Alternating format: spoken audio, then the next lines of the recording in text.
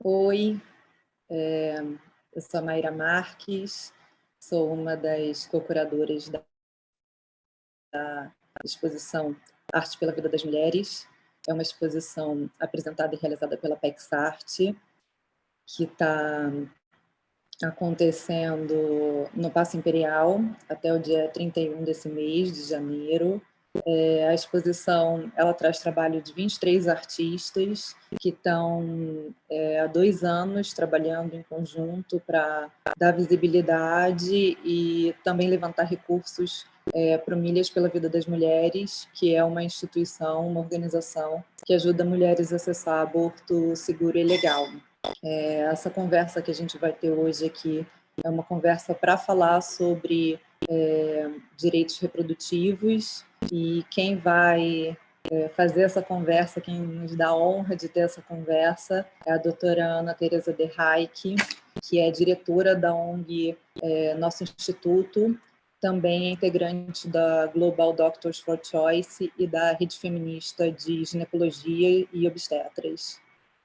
Obrigada, Ana, por participar, por estar aqui, mais uma vez contribuindo por esse debate, pela vida das mulheres, das meninas, das pessoas com capacidade de gestar. E é isso. Aguardamos aí o compartilhamento dos seus pensamentos e do seu trabalho com a gente. Maravilha, obrigada, prazer meu, uma alegria estar aqui. Então, queria começar me apresentando. Eu sou Ana Teresa de Hayck. Para quem não pode me ver, eu sou uma mulher latino-americana de ascendência árabe, de pele clara, tenho meu cabelo pintado de louro, liso, na altura do ombro. Estou vestindo uma blusa quadriculada de preto, roxo e, sei lá, talvez um bege acinzentado.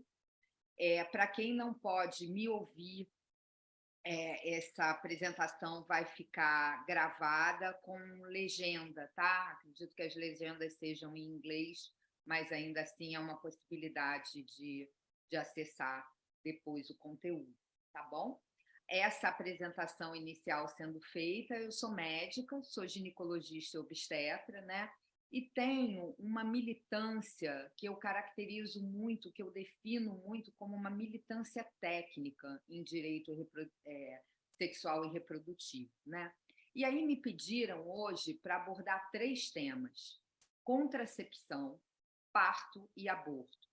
Cada tema por si só, né, esgotaria, não daria tempo da gente falar do que seria pertinente e importante, mas eu te criei algumas estratégias para a gente poder abordar, né, os 3 temas de uma forma que sirva também até como um serviço de utilidade pública, que a gente possa lançar mão e que a gente possa orientar, eventualmente, quem tem a necessidade de utilizar algum serviço que promova acesso por conta de alguma dessas situações que são situações passíveis de acontecer em meninas, em jovens, em mulheres, em pessoas que têm útero, né?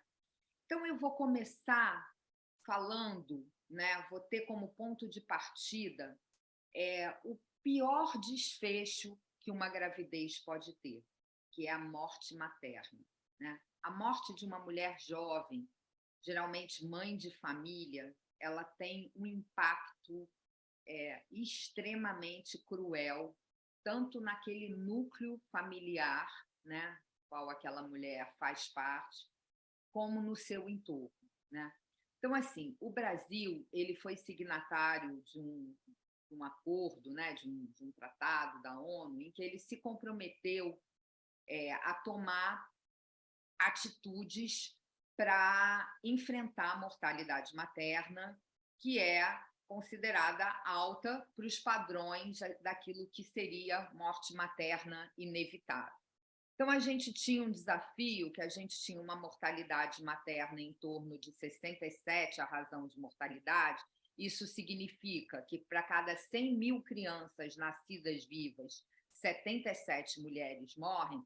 A gente tinha aí como meta reduzir esse número para 35.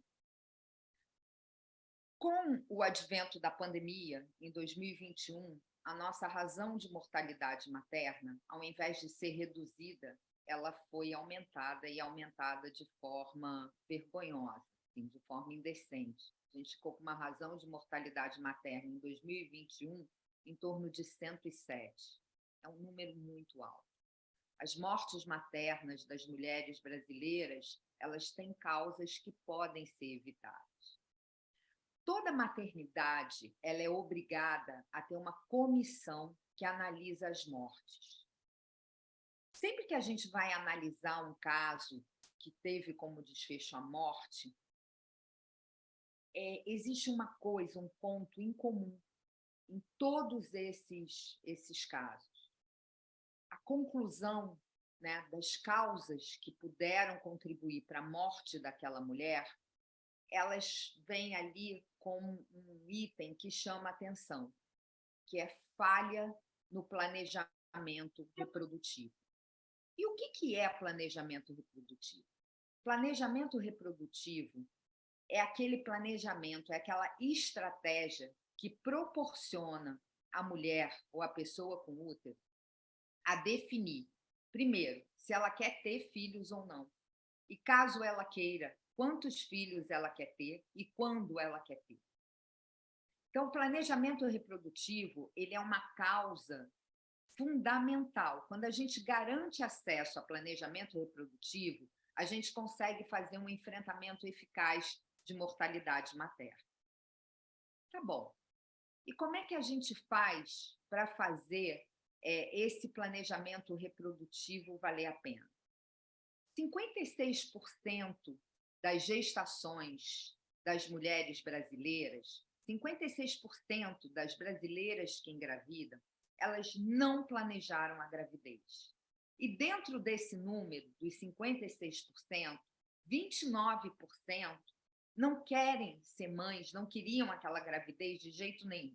Então, não é aquela coisa, não era bem a hora, mas já que veio, é bem-vindo, eu não queria esse ano, porque eu tinha que terminar meu mestrado, meu doutorado, adiantou um pouco, né, e tal, mas tudo bem. Não, são aquelas mulheres que, por qualquer motivo, e às vezes esse motivo é uma vulnerabilidade social grave, elas não querem ser mães. E quando a gente agrega a esse indicador essas vulnerabilidades, por exemplo, a idade, a adolescência, se a mulher é drogadita ou não, se a mulher tem baixa escolaridade, se ela faz parte de uma população de rua, a gente pode dizer que, se a gente fizer esse recorte, esses perfis, quando essas mulheres que compõem esses perfis, quando elas engravidam, a gente pode deduzir aí que mais de 90% dessas gestações não foram planejadas. E aí vem um outro dado. 80% das mulheres que não planejaram a gravidez, que não gostariam de engravidar e engravidam usando um método contraceptivo. Então, das duas, uma. Ou elas estão usando um método contraceptivo que não é adequado para elas, ou elas não foram orientadas da forma correta que se deve usar aquele método contraceptivo. Então, vamos lá, olha só. Quando uma mulher opta por tomar uma pílula, a pílula ela é um método que, quando usado exatamente como diz a bula, ela tem uma taxa de falha que fica em torno de 0,3%. Isso significa que só 3 em 1.000 mulheres vão engravidar. É quase como ganhar na loteria ao contrário. Mas, para isso, você tem que usar exatamente como manda a bula. Então, para não esquecer de tomar, e para tomar todo dia na mesma hora, eu amarro a pílula na minha escova de dente. Mas se eu for dormir na casa da Júlia no fim de semana, eu esqueço a minha pílula amarrada na minha escova de dente em casa e fico sábado, domingo e só vou me lembrar de tomar na segunda, eu diminuo a eficácia da minha pílula, porque eu não estou fazendo o uso ideal da minha pílula. Eu faço o uso possível da minha pílula. Quando isso acontece, a taxa de falha aumenta de 0,3% para 9%. Isso significa que 9 em 100 mulheres vão engravidar. Todos os métodos contraceptivos de curta ação, o anel vaginal, o adesivo, a pílula, o injetável trimestral, eles fazem parte dessa estatística de falha. Eles têm o uso ideal, que é aquele uso prescrito e previsto na bula, versus o uso possível, quando a gente agrega as atribuições e atribulações do dia a dia da vida da mulher. Esse é um aconselhamento extremamente importante, é um esclarecimento que deve ser feito a toda mulher quando ela busca a escolha, né, de qual o método contraceptivo que ela deve usar. Ela deve ser esclarecida da importância de usar aquele método daquela forma. Existem métodos contraceptivos que são chamados métodos de longa ação, métodos reversíveis de longa ação, que eles dispensam essa disciplina de usar exatamente como manda a bula. São eles o DIU, o sistema intrauterino liberador de levonorgestrel, que é o DIU de hormônio, né? Então a gente tem o DIU que não tem hormônio, ele pode ser de cobre, ele pode ser de cobre com prata, e a gente tem o DIU de hormônio, e a gente tem um implante, que é um implante subdérmico, a gente coloca aqui no braço, embaixo da pele, de progesterona. Esses métodos, eles são métodos que dispensam essa disciplina da mulher. E é muito por conta disso que quando você tem regiões do mundo que investem no aconselhamento e promovem o acesso a esses métodos, você tem taxas de gestação não planejada ou indesejada muito pequenas. Eu dou como exemplo a Inglaterra e o México, que são 2 países que investem muito no uso desses métodos contraceptivos de longa ação. Esses 2 países, eles têm tanto taxa de gravidez indesejada baixa, como razão de mortalidade materna baixa, né? E eu gosto muito de citar o exemplo do México, porque é um país que tem um IDH muito parecido com o IDH brasileiro e que investe muito em acesso à contracepção segura e orientada, que promove a autonomia da escolha e que promove o acesso. Aqui no Brasil, a gente tem, pelo SUS, o DIU de cobre como um método de longa ação disponível. Só que, na prática, o acesso a esse método, ele às vezes não é tão simples. Não são todas as unidades básicas de saúde que têm pessoas capacitadas para a inserção e para o manejo. Então, eu vejo isso daí como um grande flanco nesses indicadores de saúde da mulher e que comprometem muito as boas práticas da nossa assistência quando a gente examina sob a ótica do acesso a direito sexual e reprodutivo. Então, assim, complicado, né? A gente não promove acesso a método seguro e quando a mulher se vê grávida, né? Ou a pessoa com útero, os homens trans, se veem grávidos, né? Numa situação indesejada, onde foi a falha? Né? Começa no início do sistema, né, da linha de cuidado dessa atenção em saúde. Só para vocês terem uma ideia, durante a pandemia, no mundo, eu peguei esse número, 200 milhões de mulheres ou pessoas com útero ficaram sem acesso à contracepção. 200 milhões. E muito por conta disso, a gente teve 25 milhões de abortos inseguros, abortos praticados em condições perigosas, de extremo risco, tanto risco físico, de dano, de lesão, de morte, como risco mental, né, da agonia de se ver diante de uma gravidez sem a possibilidade de interromper essa gravidez. Então, assim, é muito importante quando a gente vai falar de contracepção e de eficácia e falha e de acesso, que a gente tenha esses conceitos e essas noções em mente. Então, vamos lá. Falei da contracepção, da importância da gente promover acesso, né? E da importância da gente promover esse acesso esclarecido, da gente ter um espaço, né, dentro das unidades de saúde, dentro das consultas de pré-natal, dentro das consultas ginecológicas, aquelas de rotina para prevenção do câncer de colo de útero, para prevenção do câncer de mama, a importância que a gente tem que reservar um espaço dentro dessa consulta para tocar no assunto contracepção. E isso pode ser feito de várias formas, até numa sala de espera de unidade básica de saúde, contando com os mais diversos profissionais que compõem aquela linha de cuidado, né? Há de se ter um olhar, há de se ter uma sensibilidade do quanto é importante você investir nessa temática para que você consiga impactar em indicadores lá na frente. Então, assim, uma das maiores causas de mortalidade materna em qualquer região do mundo é falha de acesso a planejamento reprodutivo, entendendo que planejamento reprodutivo faz parte promover orientação, respeitar a escolha e garantir o acesso.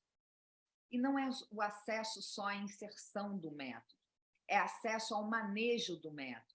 É muito importante que a mulher seja assistida, né, logo depois que ela insere um método contraceptivo, inserir um DIU, inserir um implante, de todos os desconfortos e possibilidades, né, de efeitos colaterais, do que ela espera, quais são as limitações, quais são os cuidados, quais são os sintomas que podem ser percebidos durante essa fase de adaptação. Isso está muito ligado tanto à taxa de adesão quanto à taxa de satisfação. Tem um estudo que eu adoro citar, que foi um estudo que aconteceu em 2012 nos Estados Unidos, chama Estudo Choice, em que eles afastaram todas as barreiras de acesso a método contraceptivo e orientaram as mulheres, né? Então, assim, você pode escolher o que você quiser. Tem isso, tem adesivo, tem anel, tem implante, tem injetável, tem DIU, tem implante, o que você quer. Fizeram uma explicação de todos os métodos, quais as possibilidades, as indicações, os efeitos colaterais. E quando você afasta essas barreiras e provê orientação, o que eles notaram é que 75% das mulheres, quando bem orientadas, elas escolhem um método de longa ação. E a adesão ao longo do tempo, porque eles acompanharam essas mulheres ao longo dos anos, a taxa de satisfação e a taxa de adesão desses métodos ao longo do tempo é significativamente maior quando comparado aos métodos de curta ação, né? Pílula, anel, adesivo e injetável. Então, assim, promover acesso à contracepção é um dos pilares da boa prática de atenção à saúde da mulher. Ok, aí vamos supor, né, a mulher quer engravidar, ela planejou a gravidez, vamos começar a tratar no mundo ideal, e ela se vê grávida, né? Quais são os direitos dessa gestante? Quais são os cuidados? O que a gente já tem de legislação dentro do sistema público de saúde que pode amparar e aparar, né, essa mulher e esse recém-nascido? Então, vamos lá. Primeiro, as consultas de pré-natal. É fundamental o acesso às consultas de pré-natal. Pré-natal é um momento de extrema importância para a mulher, no sentido de que é nesse período que ela vai ser orientada sobre todas as mudanças, alterações e adaptações do organismo materno, que às vezes são percebidas de forma muito sintomática, de forma muito desconfortável. E essas alterações, na grande maioria das vezes, elas compõem um quadro que é um quadro fisiológico, que é um quadro normal. Mas, eventualmente, intercorrências e complicações ocorrem. E você precisa, quando grávida, saber quais são os sinais de alerta que você tem que perceber no seu corpo, quais são as alterações que podem balizar, né, que algo não vai bem. E você precisa ter um espaço para tratar também dos seus medos e das suas angústias, principalmente quando a gravidez vai avançando e o momento do parto vai se aproximando. Então, é muito importante que, além de tudo que está ali protocolado, como os exames que têm que ser feitos e tal, haja esse espaço na consulta de pré-natal. Até também para que nessa consulta a gente consiga tratar da contracepção puerperal, né? De como fazer para evitar que logo depois de parir aquela criança ou logo depois de ganhar aquela criança, eu tenha um conforto, eu consiga fazer de forma eficaz a minha contracepção, que eu consiga evitar ter uma gravidez logo em seguida. Além do mais, existem algumas doenças de rastreio obrigatório durante o pré-natal. Por quê? Porque elas impactam no feto, né? Elas podem causar tanto mau desfecho para a gravidez, como abortos espontâneos, trabalho de parto prematuro, como elas podem causar sequelas graves e congênitas, né? Vão ser caracterizadas e de difícil tratamento. Então, tem os rastreios infecciosos, né? O rastreio da sífilis, o rastreio do HIV, o rastreio da hepatite B. Existem vacinas que fazem parte do cartão da gestante e que devem ser aplicadas, né? Porque elas têm um efeito extremamente protetivo, antitetânica, hepatite B, vacina contra a Covid, né? Lembrando que as grávidas fazem parte de um grupo de risco, né? De um grupo de risco altíssimo. O aumento dessa razão de mortalidade materna durante a pandemia é muito por conta do impacto da Covid nessas gestantes e da dificuldade da gestão, né, da pandemia dentro das maternidades, né? Então, assim, o pré-natal é uma oportunidade ouro para isso. O momento do parto, né? E aí, muita atenção. Talvez seja um dos momentos mais marcados pela violência institucional. É o momento do parto. O que a gente pode fazer, de alguma forma, para garantir que o parto seja uma experiência bacana, uma experiência que traga boas memórias, uma experiência de extrema...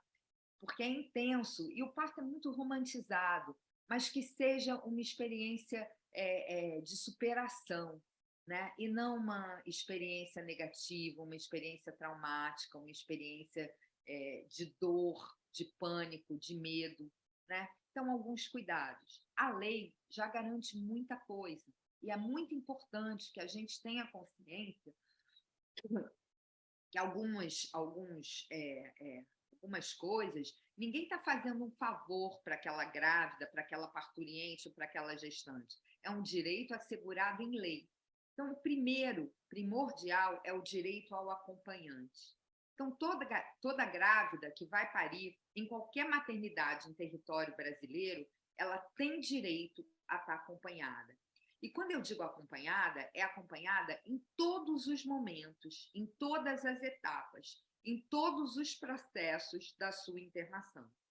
Desde a consulta ali na emergência, quando ela vai ser avaliada, quando os profissionais de saúde vão constatar se ela tem, de fato, indicação de internação naquele momento, ela deve estar acompanhada. E esse acompanhante é alguém com mais de 18 anos, tá? Há exceções, eu vou dizer depois, mas com mais de 18 anos da escolha daquela gestante. Então, assim, é obrigado que seja o pai daquela criança? Não necessariamente. Pode ser a mãe, pode ser uma amiga, pode ser uma conhecida, pode ser a irmã. É alguém da escolha da mulher. É a mulher que escolhe quem ela quer. Não, mas é o meu filho, eu tenho o direito de entrar. Eu quero entrar porque é o nascimento do meu filho, se for da vontade daquela gestante. Se ela quiser que outra pessoa acompanhe, a palavra é dela. E aí há algumas questões, quando a gente trabalha em maternidade, a gente acaba se defrontando com algumas questões que, às vezes, a gente não está escrito, né? Cadê a normatização disso? Então, por exemplo, uma grávida de 14 anos, tá? Que teria direito até a interromper a gravidez de forma legal, tá? Mas vamos supor que essa grávida quis continuar grávida, ela tem 14 anos, ela tem um namorado de 15 que é pai daquele bebê. Quem quer entrar com ela é a mãe dela, mas ela quer que o namorado, pai da criança, que entre com ela. Quem é que entra? É o namorado, pai da criança. A escolha é dela. Quem vai acompanhá-la é a opção dela. O parto é dela. Ela é que tem a autonomia e a prioridade da escolha. Então, o acompanhante, ele é um apoio fundamental. Como o acompanhante ajuda, facilita, como ele agrega o momento do parto. Um profissional de saúde que tenha uma expertise, né, que trabalha com volume em maternidade, a presença do acompanhante é de extrema ajuda a eles nesse momento. Primeiro, porque dá um suporte emocional ímpar, né, e tudo. E depois ele faz ali um papel também de uma vigilância afetiva, né, de uma vigilância amorosa dentro daquele ambiente, né? Então, assim, existe a lei do acompanhante e toda grávida, toda parturiente tem direito a um acompanhante. Ana, isso se estende ao caso de aborto? As mulheres internadas, sejam para tratar complicações de abortos provocados ou de abortos espontâneos, também teriam direito a um acompanhante? Pela normatização, pela legislação, isso não é claro. E aí fica muito a critério do gestor, né, do plantão. Mas pensa, é um momento de tanta vulnerabilidade, né? Você já tem uma estrutura hospitalar pronta para acolher o acompanhante. Por que não conferir a essa mulher um apoio afetivo e emocional durante esse processo? Um outro personagem, vou chamar dessa forma, que entra aí, que é de extrema importância, e a entrada também é garantida por lei, é a doula. A doula, ela não é um profissional de saúde, ela não tem ali nenhuma competência técnica do acompanhamento do trabalho de parto, no sentido da ausculta fetal, de monitorar a contração, de fazer toque vaginal ou ver dilatação, não.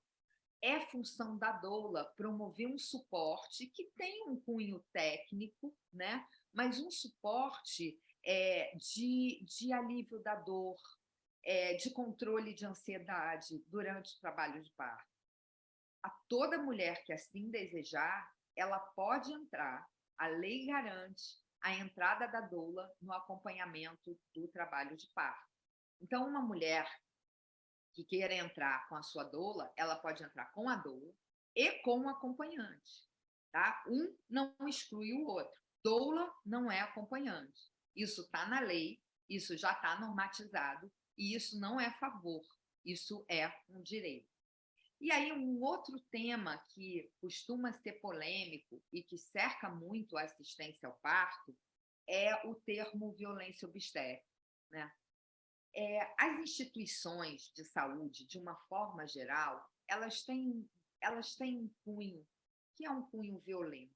Não tem como negar isso, né? Quando você tira a sua roupa para colocar um avental, você já sofre ali uma descaracterização.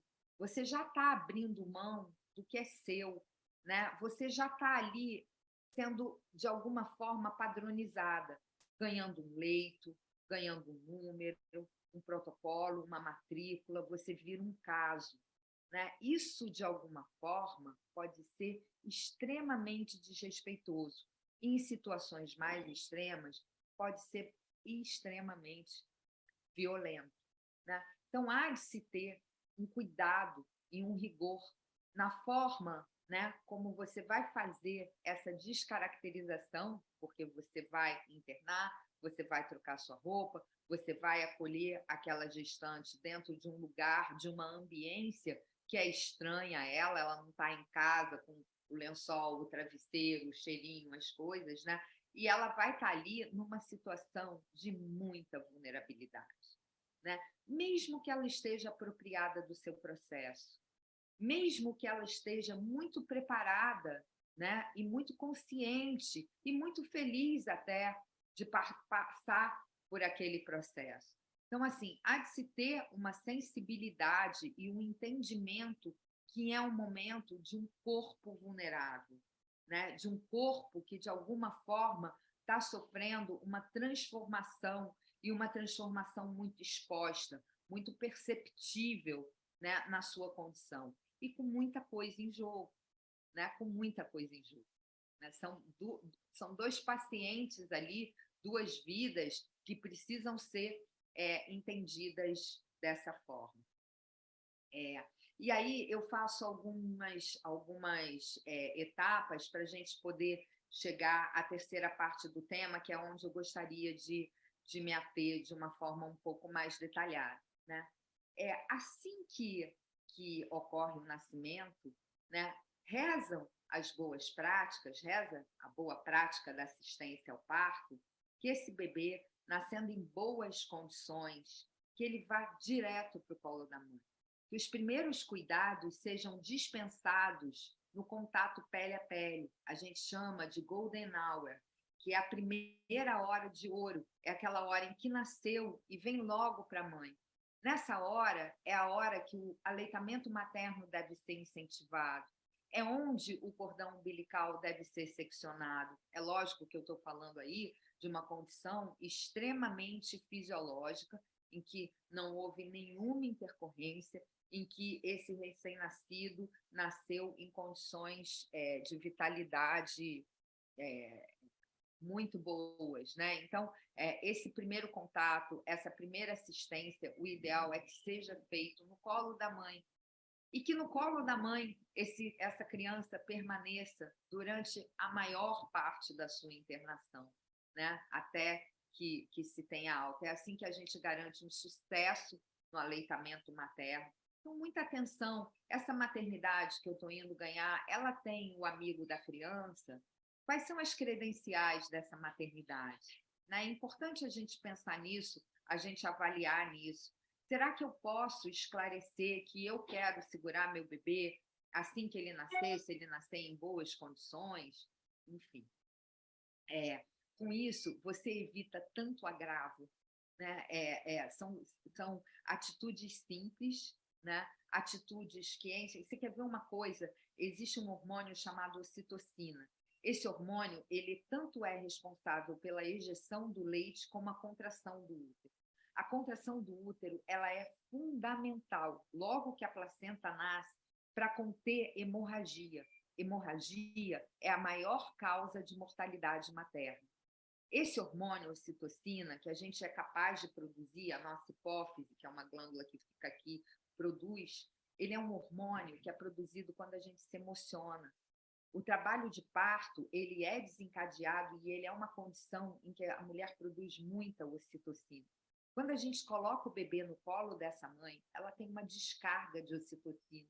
Com isso, a gente garante a contração uterina e a ejeção do leite. A gente já garantiu aí duas coisas primordiais para um sucesso, né, de um puerpério seguro, de um pós-parto seguro.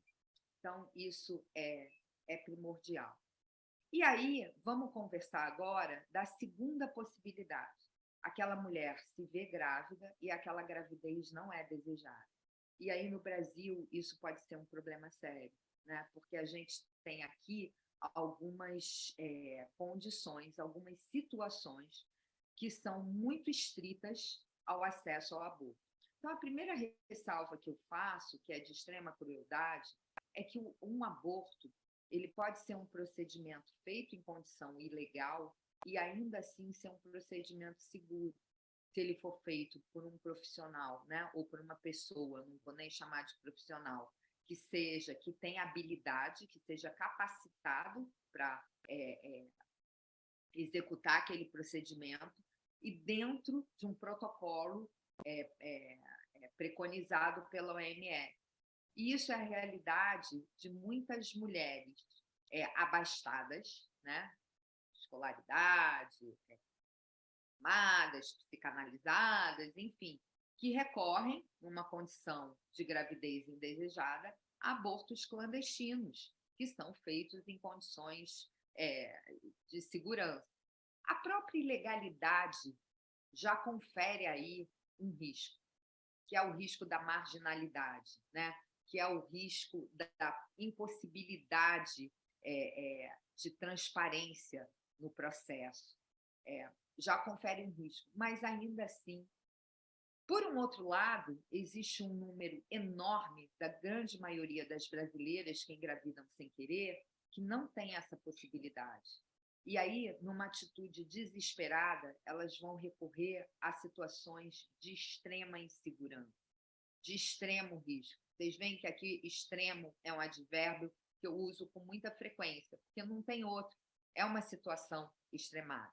Então, vamos lá. No Brasil, o aborto legal, e é importante que a gente use esse termo, que esse termo caia na nossa rotina, na rotina de quem presta assistência em saúde à mulher. Aborto legal, esse termo existe, e esse termo não é feio, esse termo descreve uma situação, uma possibilidade de desfecho de uma gravidez. O aborto ele é legal no Brasil em 3 situações. A primeira delas, que é a mais antiga, desde lá de 1940, é que toda mulher que sofre uma violência sexual, ela tem direito ao aborto legal. Isso está na nossa Constituição. Tá? E não há limite de idade gestacional para que esse aborto seja realizado. Eu vou me detalhar mais nisso um pouquinho mais à frente. Uma outra situação é no risco de morte materna. Então, todas aquelas doenças que imprimem à gravidez um risco de morte, e um risco de morte iminente, a mulher tem direito a um aborto legal. Vou fazer aí abrir a primeira janela. O que é um pouco complicado é que a gente trata aí na nossa rotina aquelas doenças em que a gravidez impõe um risco quase certo de morte, né? Então, assim, quais seriam essas doenças? As insuficiências cardíacas graves, insuficiência pulmonar, os cânceres que precisam de tratamentos que são tratamentos teratogênicos, que causariam mal ao feto, que são diagnosticados durante a gravidez. Então, são doenças assim que, indubitavelmente, a gravidez impõe um risco. Recentemente, houve uma jurisprudência em que alguns agravos, né, quando a mulher é portadora de alguma doença de base e que aumente o risco de morte durante a gravidez, seria possível fazer o aborto. Né? Alguns casos foi necessário judicialização. E aí, assim, né, a gente tem a lei, mas a lei ela é muito geral.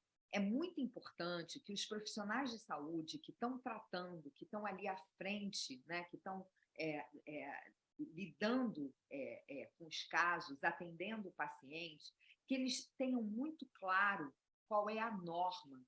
E é por isso que é tão importante que a gente tenha as diretrizes do Ministério da Saúde, que a gente tenha as normas técnicas escritas pelas principais sociedades. Então, Federação Internacional de Ginecologia e Obstetrícia, a COG, que é a Federação Americana, a FEBRASGO, que é a Federação Brasileira de Ginecologia e Obstetrícia. Enfim, essas normas técnicas, elas são normas que vão particularizar, que vão esmiuçar os detalhes de como deve ser feito esse atendimento.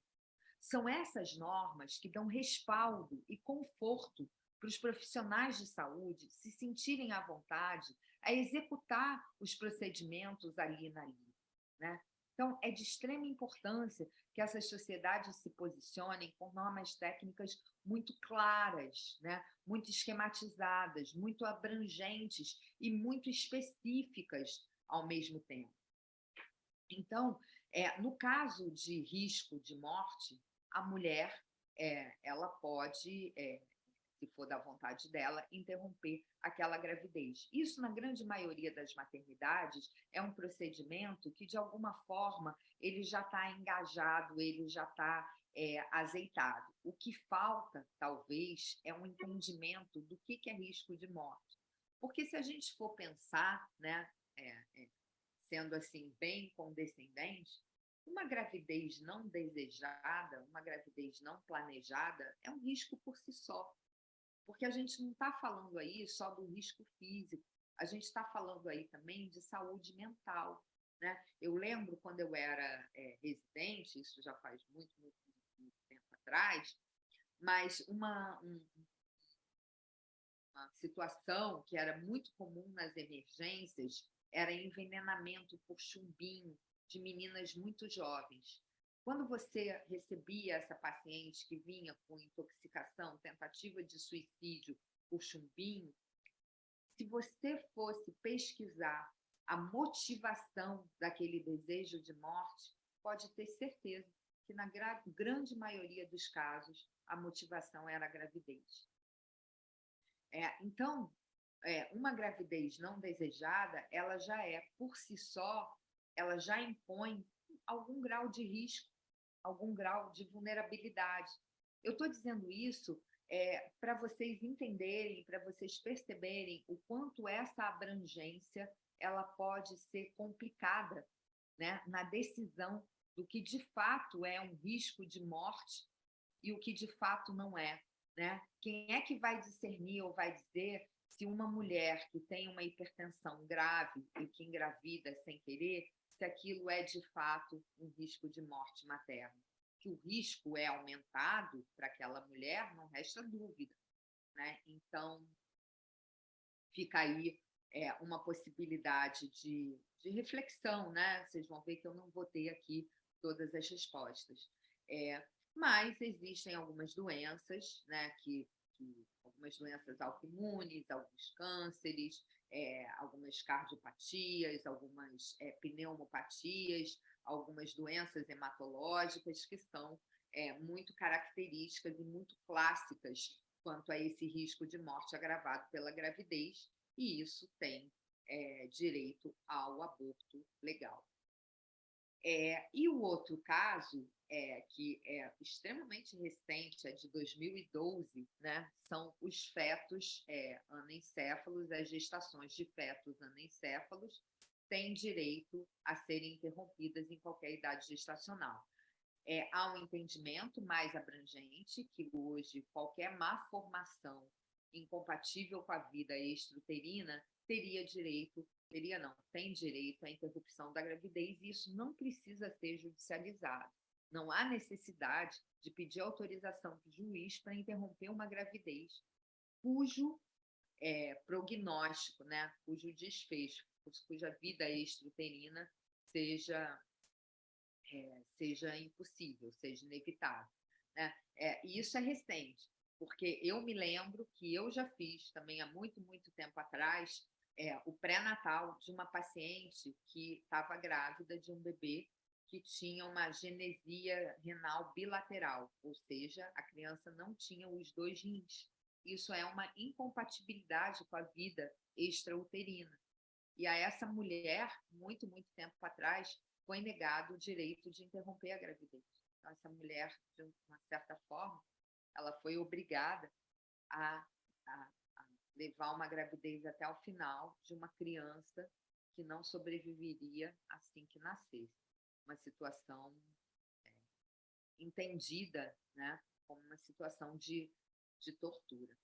Enfim, então falei do risco de morte materna e falei da incompatibilidade da vida extrauterina. Desde 2012, né, o Supremo Tribunal Federal julgou no primeiro momento como os fetos anencéfalos e depois a jurisprudência entendeu que poderia ser além. E aí eu vou me ater agora, de uma forma um pouquinho mais detalhada, ao terceiro caso, que é a gravidez oriunda de um ato violento, né? E por quê? Porque os 2 primeiros, bem ou mal, a mulher já está, de alguma forma, atrelada a algum serviço de saúde, né? Ela já está dentro desse processo. E no caso da violência, não. Quando a mulher se vê grávida, né, de um ato violento, ela está no seu ambiente, ela está na sociedade, ela está em casa, ela está no trabalho, ela está na sua rotina, né? E ela se vê nessa situação E qualquer assistência vai ter que partir dela. Ela vai ter que se dirigir à unidade de saúde e ela vai percorrer um processo. A primeira coisa que eu acho importantíssima, que a gente tem que divulgar para garantir acesso, né, a isso, é que, primeiro, nem toda violência é percebida, né? Então, quando você se vê grávida e você fala, eu não quero essa gravidez, eu não quero prosseguir com essa gravidez, a primeira pergunta a ser feita é, durante o ato sexual que teve como consequência essa gravidez, eu sofri algum constrangimento? Eu fui enganada quanto ao uso da camisinha? O meu parceiro disse que colocaria a camisinha e, na hora H, ele tirou a camisinha sem que eu percebesse? Eu sofri algum constrangimento que eu tive que, de alguma forma, dissimular o meu desconforto e o meu medo e tive que acabar abrindo a perna ali, de alguma forma? Essa pessoa com quem eu transei e de quem eu engravidei é um parceiro meu de longa data, que eu gostaria de já ter deixado e terminado com a relação há muito tempo, mas eu tenho medo de terminar, porque eu me sinto de alguma forma ameaçada ou me sinto vulnerável. Porque, assim, existe o estupro, que é o estupro indubitável, né? Eu estou num beco escuro e eu sou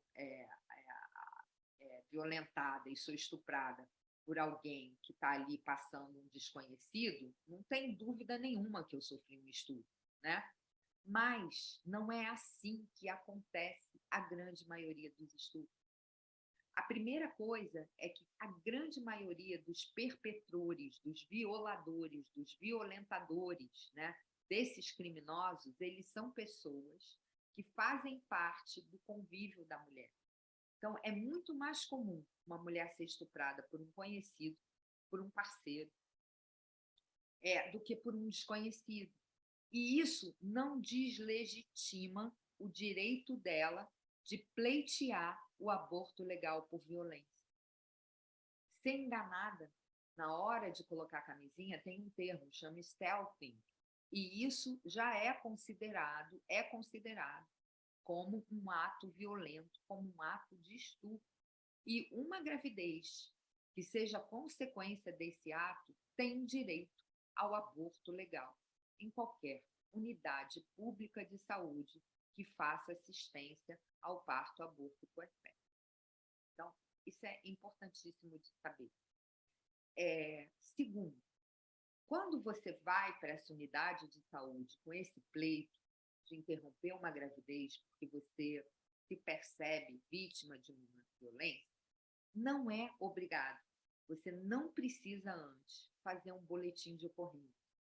E aí vamos entender o motivo do boletim de ocorrência ou o motivo da queixa policial. O sistema legal e o sistema de saúde, eles funcionam em paralelo. E a ideia dos dois é a proteção à vítima. E a vítima é a mulher. Vítima é a mulher grávida. E não nada diferente disso. Então, quando a gente faz um boletim de ocorrência, ou quando a gente presta queixa, ou qualquer coisa, a ideia desse processo não é investigar se a mulher está falando a verdade. A ideia é punir o agressor. Percebe? Não existe uma investigação para você pleitear o aborto e aí você tem que provar o que você está falando. Não, a sua palavra basta. A necessidade do boletim de ocorrência, caso seja da sua vontade, mulher vítima, fazer, é para que você possa munir o sistema policial e, num futuro, o sistema judiciário de punir o agressor, e não ao contrário. E é muito importante que as pessoas tenham a noção de que, muitas vezes, a saúde e a justiça, elas não andam no mesmo tempo. Uma mulher, ela vai ter, que sofre violência, e principalmente a violência crônica, ela vai ter necessidades em atenção à saúde que vão ser muito mais urgentes, que vão chegar com demandas muito mais à frente e que vão precisar ser atendidas antes dela sentir numa situação de segurança ou de força própria, de força interior, para poder, de alguma forma, romper com o ciclo de violência que ela vive. E digo mais, a forma como ela é atendida, né, ao pleitear, né, ao chegar, ao solicitar essa assistência, né, dos agravos que são consequência da violência que ela sofre, podem ser o primeiro passo para romper com esse ciclo de violência. Então, às vezes, a denúncia ela não acontece e a mulher se nega a fazer essa denúncia porque ela ainda não se sente segura para fazer, e isso tem que ser respeitado. E nem por isso ela merece mais ou menos, ou ela deve ser questionada sobre o direito dela de ter o aborto legal executado, né? Então, falei da abrangência, né, do que pode constar como sendo uma violência e que tem direito. Uma outra coisa que é muito importante, que é um serviço de utilidade pública, é que toda jovem com menos de 14 anos que se vê grávida, ela tem direito ao aborto legal, porque é entendido que se você ainda não completou 14 anos e você tem uma gravidez, você é vítima de abuso de vulnerável. Então, você não precisa nem fazer necessariamente um relato circunstanciado. E eu digo isso porque eu já tive, ao longo da minha carreira, a tristeza de atestar o óbito de uma menina de 13 anos. Eu sou dessas que me emociono falando, né? Porque quando eu falo nela, a carinha dela me vem na cabeça de uma forma muito vívida, né? De uma certa forma, eu revivo isso. Mas de uma menina de 13 anos que morreu dentro de uma UTI materna por conta de complicação de um aborto inseguro. E ela morreu na mesma UTI que ela teria direito, né, na mesma unidade de saúde, que ela nem estaria na UTI, né, na mesma unidade de saúde em que ela teria direito a ter abortado em segurança, com respeito e de forma humanizada. Então, assim, informação salva vidas e desinformação, fake news, mata. Então, é muito importante que a gente divulgue, que a gente propague, né, e que a gente faça valer esses direitos. Falei da abrangência. E aí vamos lá, né, já para ir para o desfecho, para ver se alguém tem alguma pergunta para que a gente possa trocar. Qual é o processo, né? Como é que é na prática se ver grávida em decorrência de um estupro ou em decorrência de um ato violento e pleitear o aborto legal? Então, assim, em princípio, né, qualquer maternidade teria que oferecer esse serviço. Aqui no Rio, que eu saiba, o Hospital da Mulher Eloneida Studart, o Hospital da Mãe Mesquita, o Hospital de Saracuruna, Adão Pereira Nunes, o Hospital Maria Amélia Buarque de Holanda e o Fernando Magalhães são unidades, né, que é do meu conhecimento, que tem esse protocolo já muito ágil e muito estabelecido e estruturado. Então, assim, se você se vê diante de uma situação, você deve procurar a emergência da maternidade e dizer que você foi vítima de uma violência, você sofreu um estupro, você está grávida e você quer interromper, você quer fazer o aborto legal. Dentro da maternidade, e aí cada serviço vai ter uma variação, você vai passar por um processo em que você vai passar por etapas de documentos que você vai ter que preencher. Quando o serviço ele é azeitado, você nem percebe que você está passando por essas etapas. Então, a primeira coisa você vai fazer um relato circunstanciado para o profissional de saúde que vai te atender. Então, você chegou na emergência, você fez a ficha, e aí, quando você for na consulta da emergência para ser atendida, você vai falar: eu estou grávida, eu sofri um estupro e eu quero abortar. E aí, você vai contar para aquele profissional quais foram as condições da violência que você sofreu. E isso vai gerar um documento chamado relato circunstanciado, em que ele vai te ouvir e ele vai escrever e vai anotar exatamente o que você disse. Depois desse relato circunstanciado, você vai ser submetido a um exame físico, né?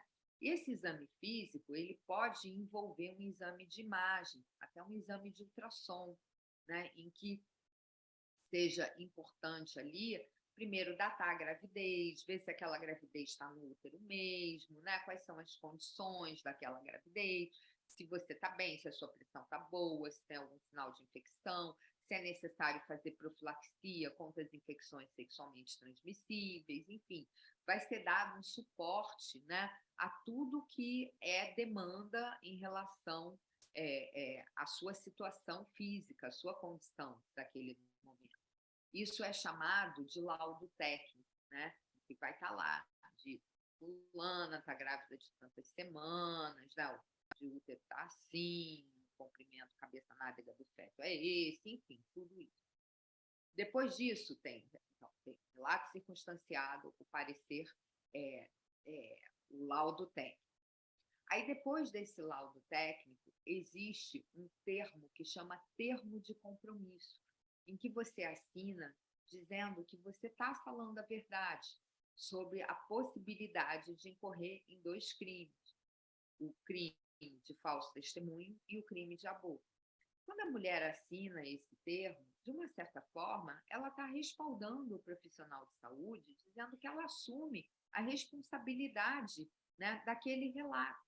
Então, uma vez assinado esse termo, os profissionais de saúde deveriam se sentir absolutamente à vontade. A mulher está dizendo ali que ela sofreu e ela está se responsabilizando por aquilo que ela falou.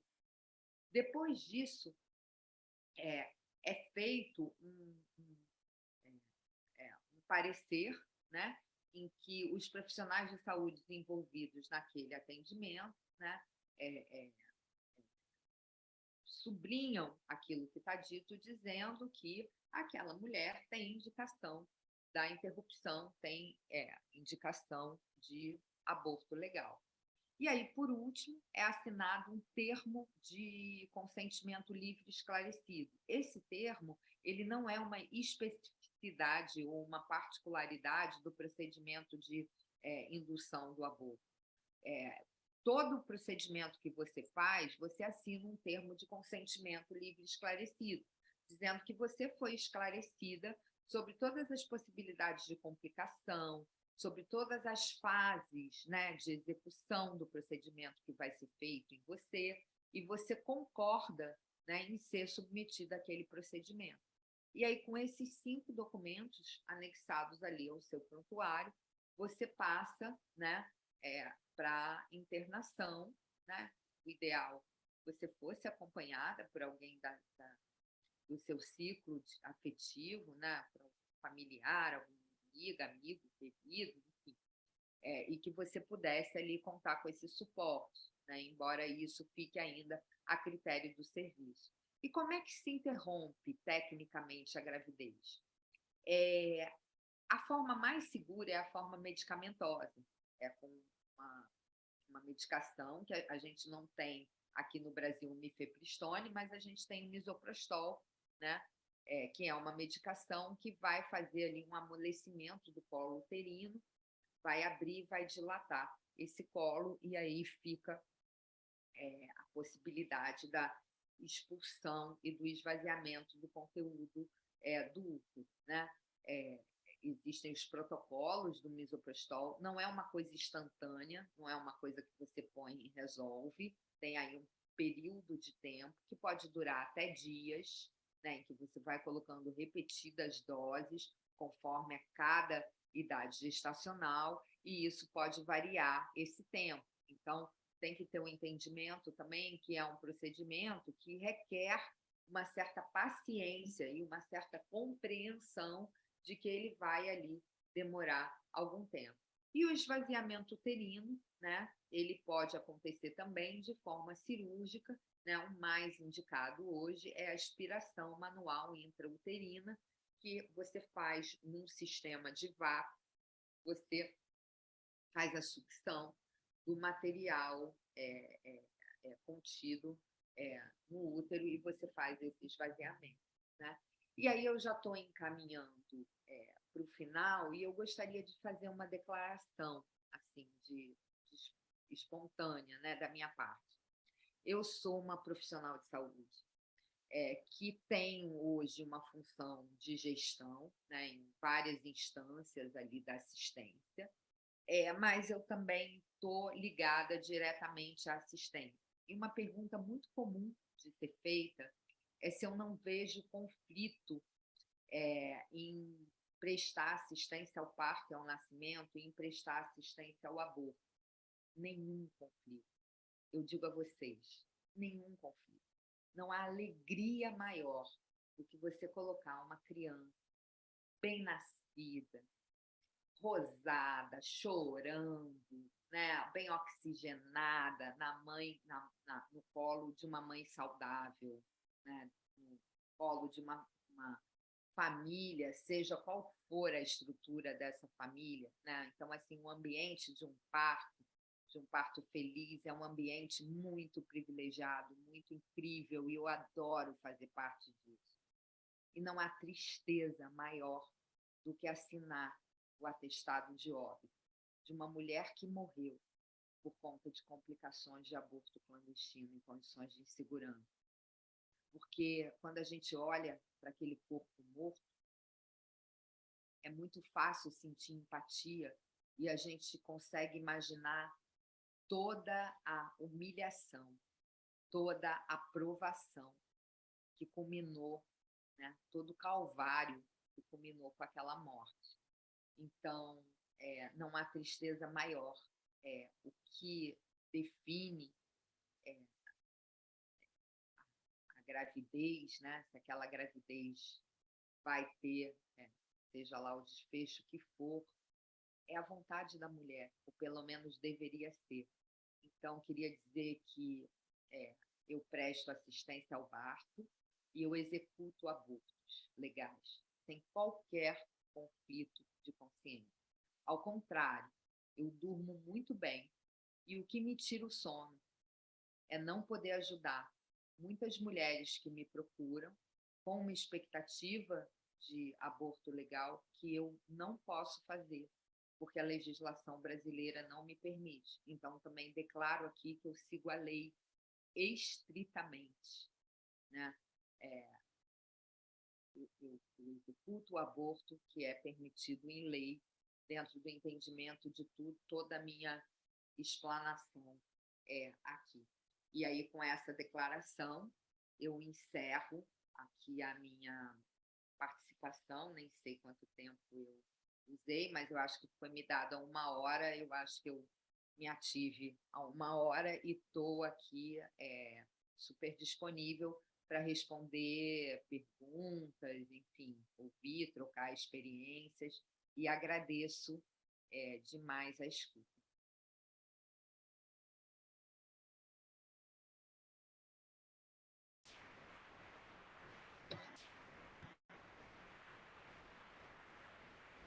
Obrigada, Ana, por compartilhar com a gente.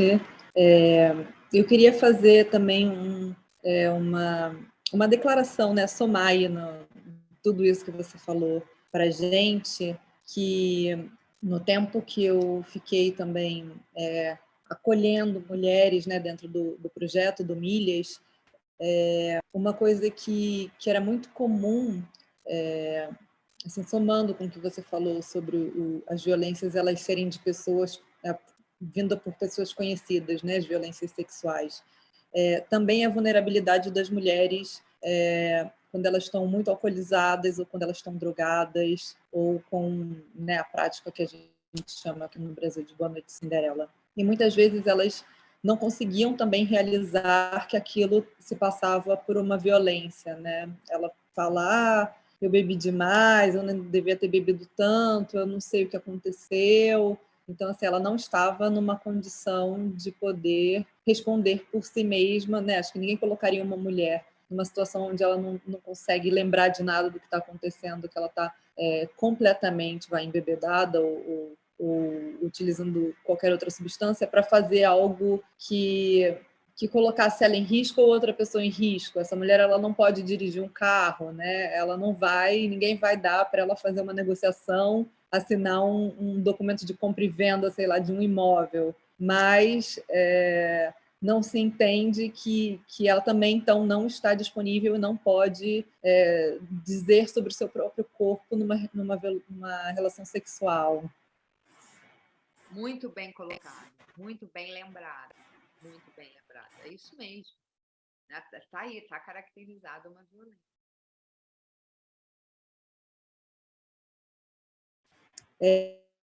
E uma outra soma também que você falou, né, dos hospitais do Rio de Janeiro, e tem um site que se chama Mapa do Aborto Legal, e que lá tem vários hospitais no Brasil que fazem o procedimento. Então, também é uma dica boa aí para outras cidades. Ótimo.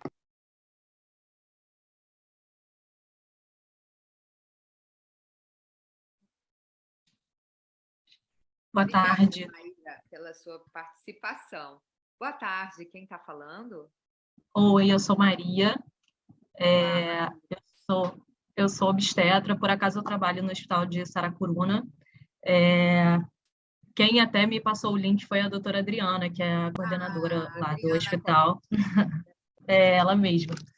E eu queria fazer uma pergunta. Na verdade, eu tenho uma série de questionamentos. Na verdade, coisas que eu queria colocar em debate, mas a primeira pergunta que eu queria fazer em relação ao aborto legal é para meninas de 14 anos, né, que são sempre consideradas, quando gestantes, são sempre consideradas fruto, essas gestações são sempre consideradas fruto de violência.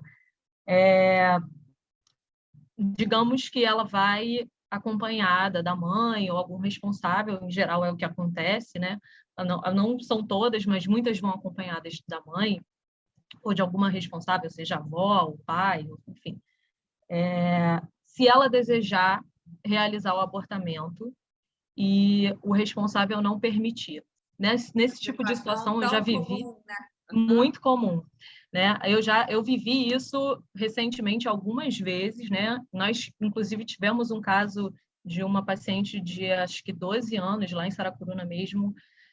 Foi uma situação muito, chega a ser grotesca, assim, que a paciente sofreu violência de um familiar, que é como a maior parte das vezes acontece, e aí era, sei lá, o marido da avó, e aí a avó botava a culpa na menina, cortou relações com a menina, e infelizmente, a mãe não permitiu que o aborto fosse realizado, a menina teve que levar a gestação até o final, mas digamos que ela quisesse realizar o abortamento.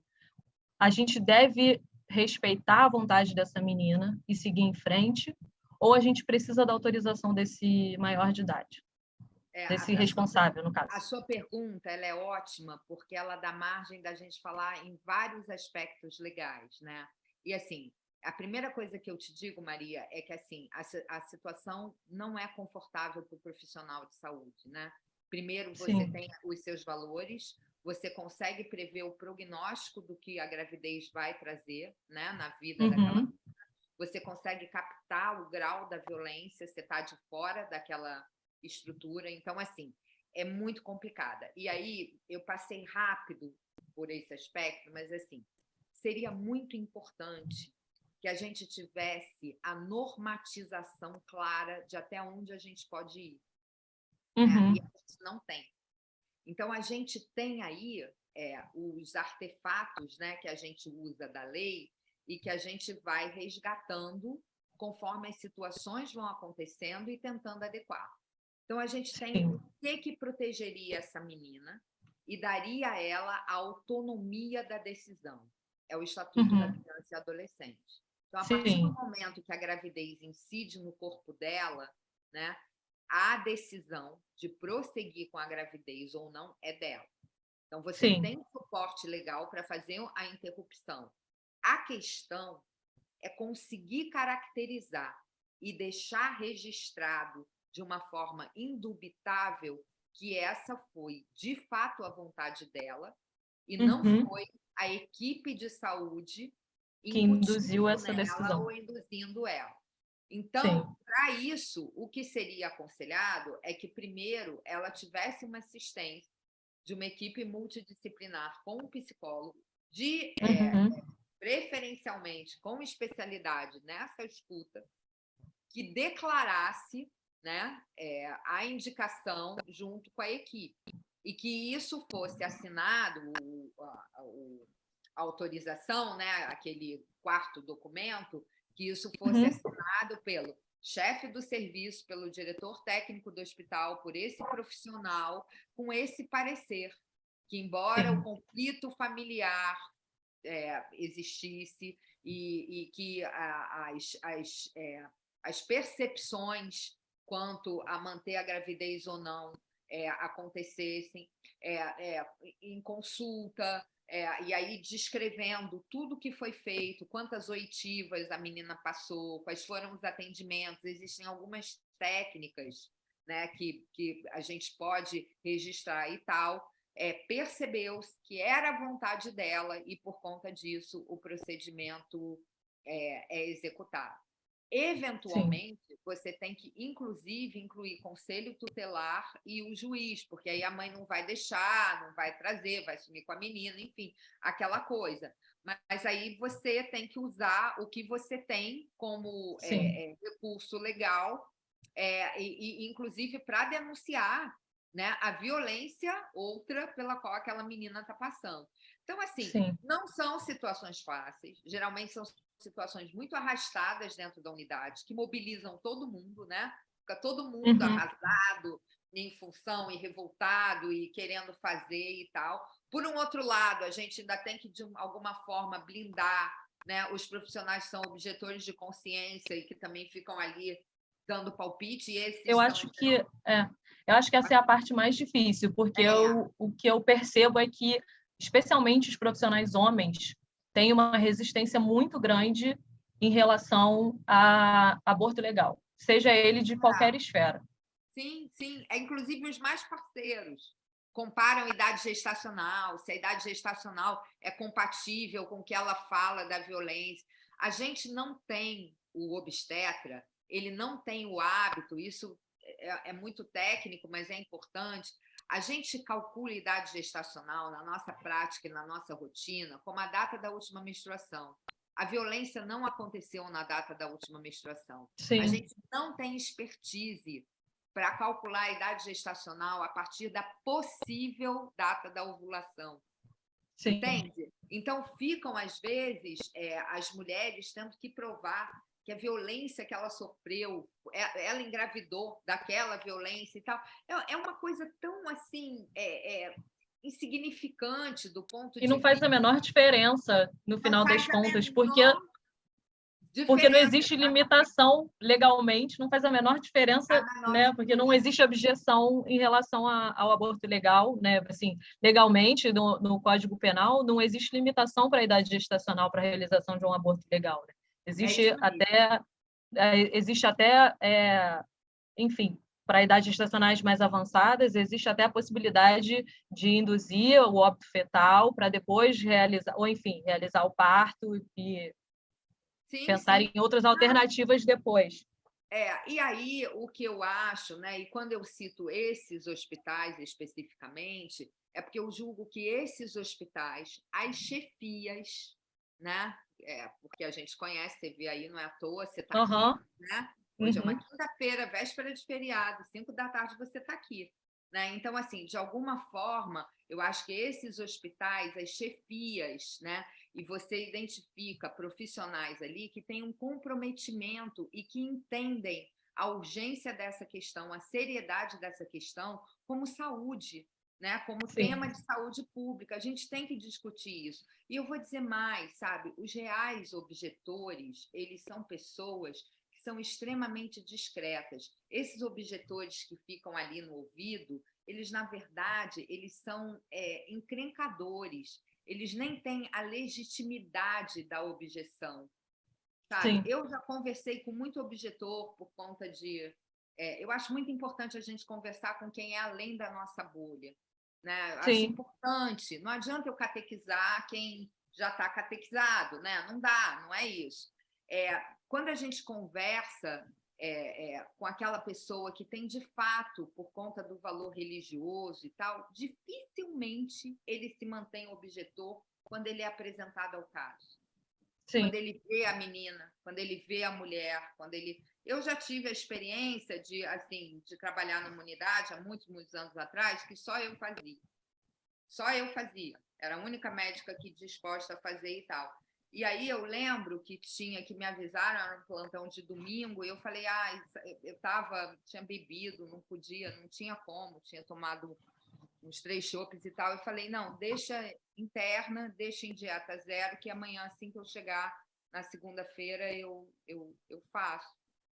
E aí, quando eu cheguei, o médico que ia passar o plantão, que era um senhor, assim, ele falou, não, já dei alta. Eu falei, pô, mas deu alta? Eu disse que eu vinha. Ele, Ana, dei alta com o útero vazio. Sim, você falou que não vinha, menina toda machucada, tinha apanhado e tal, e aquela situação, enfim, ele entendeu. Sim. Agora, assim, aí eu fiquei assim, caramba, me surpreendeu, sabe? Porque, assim, não dá, quando você tem a realidade ali, quando você ouve, você vê a mulher e você tem essa sensibilidade, e você é médico, enfermeiro, técnico, de verdade, nesse entendimento, não tem como. Você está lidando com um sofrimento humano, entende? Que você pode aplacar, que você pode amenizar, que você pode impactar de uma forma positiva. Então, assim, é uma negligência, é uma omissão, né? É uma ilicitude você não fazer, né? Então, é isso, Maria. O que eu te digo é assim, não é fácil, né? Quando as situações se apresentam dentro do serviço, não é fácil. Uma coisa que a gente reivindica muito enquanto advocacy é que os termos sejam padronizados, que as normas técnicas sejam bem claras, para que nós, profissionais de saúde, que de fato executamos, que a gente não se sinta desprotegido, vulnerável, ameaçado ou passível de responder a qualquer sindicância, a qualquer processo criminal, por conta de estar ali cumprindo com o que a gente tem que fazer. Obrigada por estar aqui, Maria. Nada, imagina, é um prazer estar aqui. Eu me sinto privilegiada, inclusive. Eu queria, na verdade, eu queria falar mais uma coisa sobre aborto. Eu estava, inclusive, discutindo isso com uma amiga ontem no plantão, sobre abortos em meninas menores de 14 anos também, porque o que a gente vê no dia a dia do plantão é que a maior parte das pacientes que nós atendemos está na faixa de 14 a 25 anos, né? É muito difícil que se ultrapasse essa faixa etária de 25. É raro, né, que seja muito maior a idade dessas pacientes que estão gestantes. E eu tinha lido um post da doutora Melânia Amorim falando sobre como que a gente deveria promover mais a saúde, oferecendo o aborto legal para essas pacientes menores de 14 anos, que isso deveria ser uma promoção de saúde, tanto nas unidades básicas de saúde que fazem pré-natal, por uma medida de prevenção de pré-eclâmpsia e eclâmpsia, porque a gente sabe que nos extremos de idade que existe a maior ocorrência desse tipo de doença, que se desenvolve na gestação. Porque ela, inclusive, comentou um caso da paciente mais nova que ela tratou com eclâmpsia, foi uma paciente de 10 anos. Que é um absurdo. Mas, ao mesmo tempo, nós sabemos que, por razões socioeconômicas e culturais, muitas pacientes de 14 anos desejam manter essa gestação ou são impelidas ou obrigadas, até por essa questão que eu acabei de falar, né, que a família obriga a manter. Como que a gente poderia, mais uma reflexão, na verdade, né, abrir o debate, como que a gente poderia promover esse entendimento que a gestação em determinadas idades é mais um risco do que uma dádiva, digamos assim.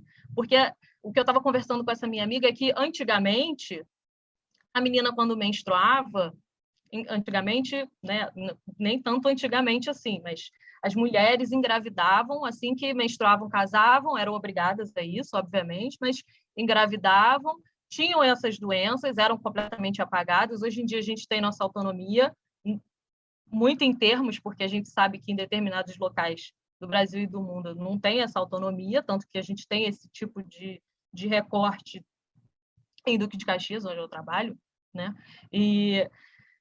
Mas muitas veem isso, às vezes, como uma saída até de um determinado status para outro, ou às vezes desejam realmente manter essa gestação e acabam engravidando mais outras vezes, aumentando o número de cesárea, aumentando o número de, enfim, aumento de risco para outras doenças durante a gestação, aumentando o risco de hemorragia pós-parto, enfim. Como que a gente poderia fazer esse tipo de promoção de saúde? Acredito que, sim, pré-natal a melhoria do pré-natal é fundamental, mas como que a gente pode incutir esse entendimento de que uma gestação com menos de 14 anos aumenta o risco dessa paciente talvez não conseguir engravidar novamente ou ter mais risco numa próxima gestação ou até nessa gestação, né, com menos de 14 anos? Porque eu acho que muitas vezes não se tem essa... Por mais que a gente explique, olha, é arriscado, você pode desenvolver isso, isso e isso. Eu não trabalho com pré-natal, mas trabalho na emergência e é muito difícil criar esse tipo de vínculo na emergência, né? Sim. No parto, às vezes, é mais fácil. Mas o que eu diria disso, assim, a ideia, eu te convido a conhecer o trabalho do nosso instituto, né? Que Uhum. o evento é promovido pelo Milhas. O nosso instituto, porque o Milhas, ele é focado no acesso ao aborto seguro, né? Uhum. O nosso instituto, ele tem como foco a contracepção. Então, assim, Sim. são 2 pontos muito importantes de serem trabalhados, porque são 2 flancos do nosso sistema de saúde, né? Sim. Mas o que eu diria é que, assim, primeiro a gente tem que desestigmatizar alguns termos. A gente tem que falar aborto, não é interrupção legal da gravidez. A gente tem que falar aborto com tranquilidade, assim como a gente fala parto, assim como a gente fala apendicite, assim como a gente fala... É um termo médico, né? É um agravo médico que pode ser espontâneo, pode ter indicação, pode ser iatrogênico, enfim. A gente tem que desestigmatizar, tirar os valores morais e tal, e entender como um termo técnico. Esse eu acho bom. E o outro ponto é essa informação que, de forma ideal, tem que chegar antes. Então, é muito o trabalho que o nosso instituto faz. A gente tem que ir nas escolas, a gente tem que ir nas comunidades, nas associações de moradores, nas igrejas, né? A gente tem que ir onde o povo está. O artista tem que ir onde o povo está. A gente tem que ir lá falar para as meninas, olha, se você se vê grávida aos 12 anos, aos 13, você tem direito a abortar de forma segura. Talvez não precise chegar a isso, promover o quê? Acesso à contracepção. A contracepção segura. A contracepção segura nas escolas. Galera, olha só, vamos aprender como se usa uma camisinha de fato? Não é, olha, tem que tomar... Não, olha aqui, qual é a dificuldade, é assim que se coloca. O pênis tem que ficar bem duro, não dá para botar camisinha em pau mole, entende? É falar a língua e entender. E aí, assim, é um dos caminhos, né, para essa reflexão que você tão brilhantemente assim enriqueceu aqui o nosso debate, mas eu acho que é muito por aí. É falar, é informar, é tirar, né, os preconceitos, é ouvir qual é a dúvida que a garotada tem. Né? Não é da mesma época que eu tinha 16 anos, com certeza. Né? Com tanto estímulo de rede social, de exposição à tela. Né? O que é questão hoje? O que é dificuldade? E promover acesso à segurança das nossas meninas, dos nossos jovens. Né? Acho que é por aí. Tá bom, obrigada. Eu que te agradeço. O que mais? Alguém mais, gente? Nem sei se tem alguém mais aí. Lisa, Júlia, querem fazer alguma pergunta? A Lisa e a Júlia.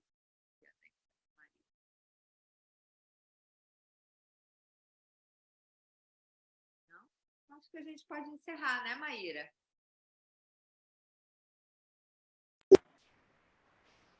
Podemos sim, Ana. Obrigada e por estar aqui, né, presente, dividindo com a gente, esclarecendo. E muito obrigada à PEXART também por proporcionar isso, né, esse espaço aqui, e o espaço físico também da exposição. Quem ainda puder visitar, vai até o final desse mês no Paço Imperial, no Rio de Janeiro.